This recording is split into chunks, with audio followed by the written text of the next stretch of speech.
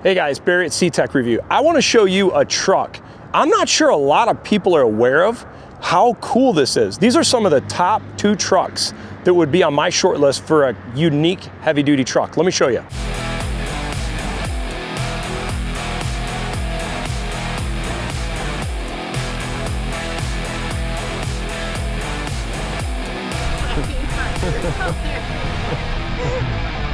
This is one of them right here. This is the ZR2 2500 Silverado. And number one, this is in a sick color. And this would probably be one of the top colors. If you watch the channel, you know I almost bought a very similar color in my RHO a few months back. And I kind of wish I would have, but there were supply chain issues and I was worried I wouldn't get it in time. But anyhow, I love this truck and I'm gonna tell you why I love this truck. No one else has a heavy duty truck out in 2026 with this type of unique off-road capability. What do I mean by that? Right there.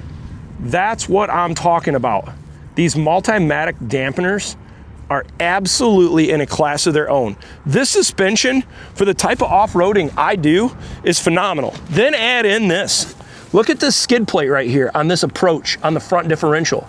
Dude, this thing is a unit. The skid plate's all up underneath. Transfer case, all this stuff, awesome. But it doesn't stop there. You got a really good set of Goodyear Wrangler 35-inch tires. I'm actually a fan of these tires more so than the Duratrack tires because they make less road noise. I think it's for highway driving, I actually prefer it more. The Duratrack's a great tire for certain conditions, but for conditions I drive in, I like this tire a little bit more. Look at the rear suspension. Once again, got these sick multi-matic shocks. Plus, here's the other cool thing about this truck. The Duramax in this thing has got great power, independent front suspension. So for high-speed 2-tracking off-road, this would work better for me in the type of environments I'm in versus a solid front axle. Plus, one of the other things I like that General Motors does, and you can't see it from right here, their fifth wheel prep package, the way it's centered on the rear axle and in the bed, it actually in a short bed configuration, it gives you the most clearance between here and your OE puck system versus the other heavy duty trucks in the market. I like that because it reduces the chance when you hook up a fifth wheel to having a cab corner impact. That's another nice thing I like. Plus some of the other things I like about GM, they were actually kind of the originators of the cab corner where you can kind of get in and out of the bed. Some people don't like it. I actually do like it. This one actually does not have the multi-function tailgate, and I'm okay with that because I actually wouldn't care to have that. I don't think it would help me.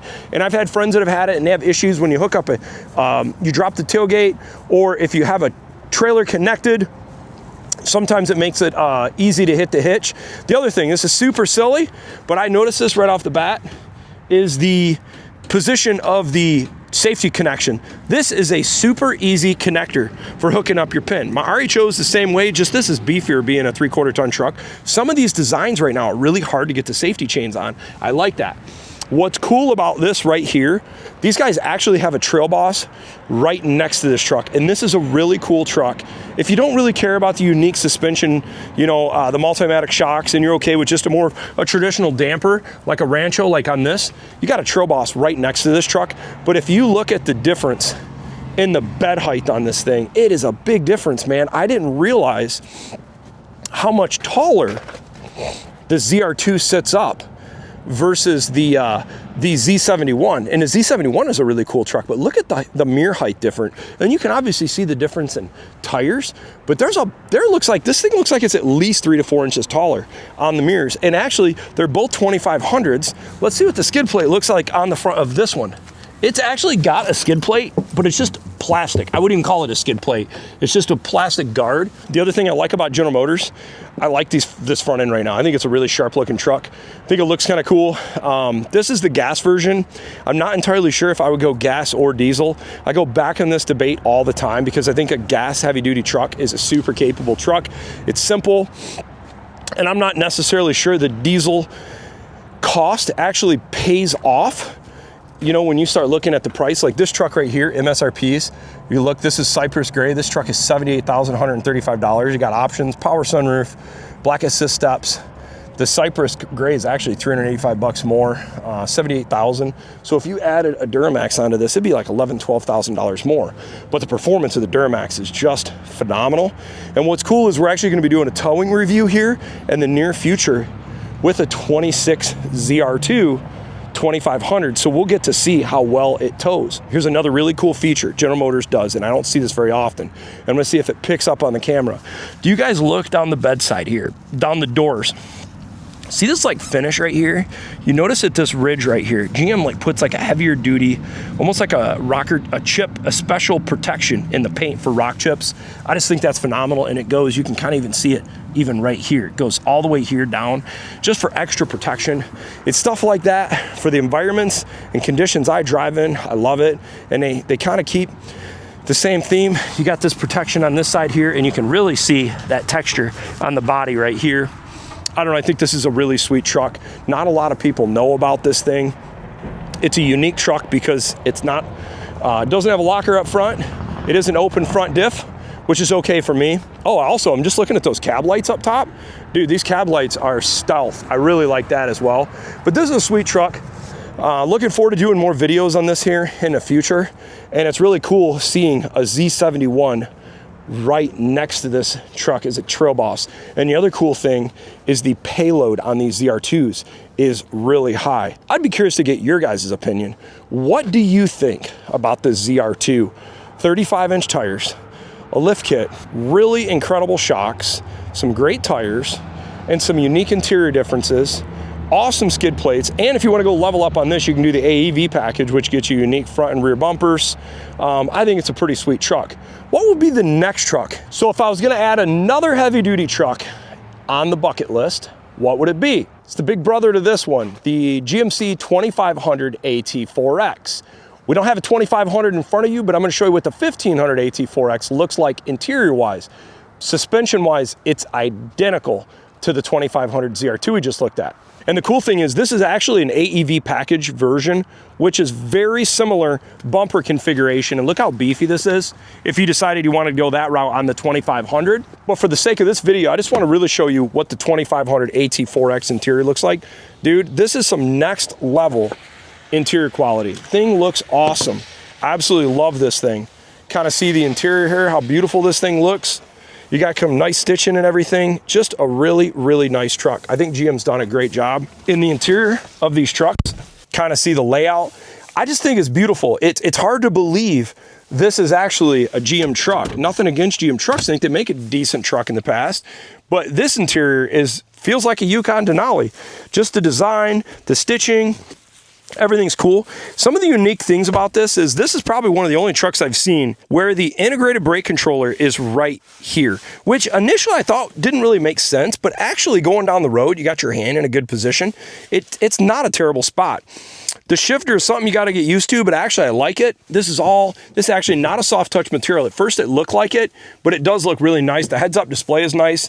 I like that this has actually got the Alcantara or suede roof. That looks really premium. And these seats are not too bad either. Nice, they're nice. And here's another area where General Motors does a great job. All the physical redundancy in all the buttons on the dash. I like that I don't have to go into a touchscreen to turn on heated seats, cooled seats. I like that. It's one of the areas I wish my RHO did have this. And the other cool thing is on the 1500, you actually do have a front and rear locker. The 2500 do not get a front locker. But anyhow, the layout is very similar. You do not have a center console shifter. You get a column shifter. This one has the paddle shifters, but this is a really nice truck. You don't have a panoramic sunroof.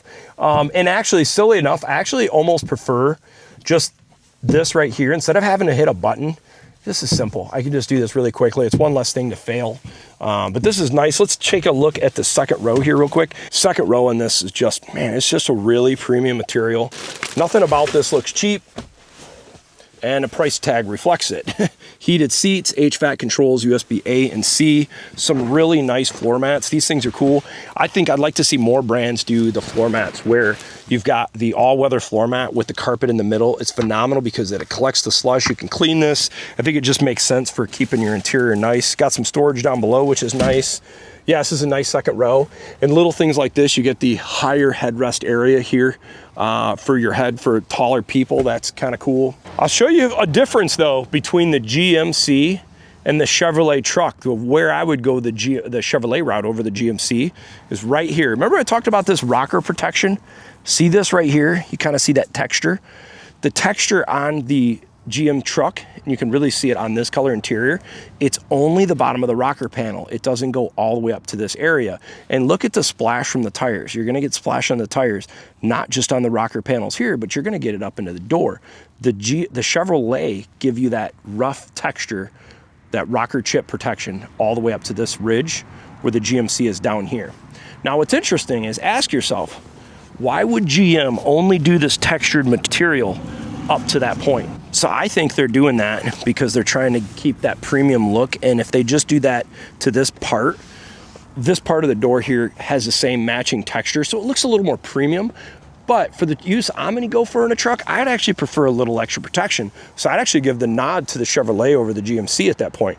Plus, some people are not a fan of the wheel well design on the GMC with the little light in the middle, which is easy to kind of black that out, or the amber lens. I could go either way with it. I don't mind it personally, but I can see why people, you know, like things or don't like it. But just as a reference point, $85,000 for the 3-liter diesel AT4X. Now, how does that compare to a 2500 AT4X? So you can kind of see this, the interior of the 2500 AT4X.